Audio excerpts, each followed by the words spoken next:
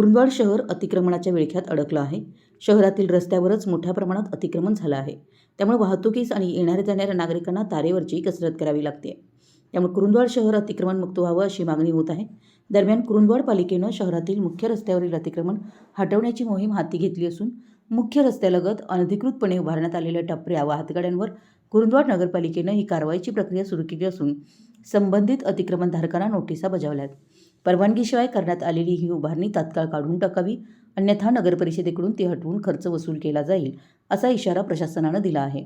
नगरपरिषदेच्या नोटिशीनुसार काही ठिकाणी कोणतीही अधिकृत परवानगी किंवा बांधकाम परवाना न घेता टपऱ्या उभारण्यात आल्यात. या अतिक्रमणांमुळे वाहतुकीस अडथळा निर्माण होत असून नागरिकांच्या सुरक्षिततेलाही धोका निर्माण झालाय.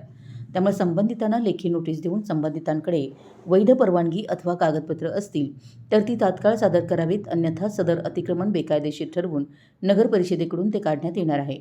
या प्रकरणी महाराष्ट्र प्रादेशिक व नगररचना अधिनियम 1966 तसेच महाराष्ट्र नगरपरिषद नगरपंचायती व औद्योगिक नगर अधिनियम 1965 अंतर्गत पुढील कायदेशीर कारवाई केली जाईल, असंही नोटिशीत नमूद करण्यात आलं आहे. नगरपरिषदेच्या या कारवाईमुळे अतिक्रमणधारकांमध्ये खळबळ उडाली असून शहरातील वाहतूक सुरळीत करण्यासाठी प्रशासनानं उचललेलं हे पाऊल महत्त्वाचं मानलं जात आहे. मराठी न्यूजसाठी कुरुंदवाडहून संदीप अडसूळ.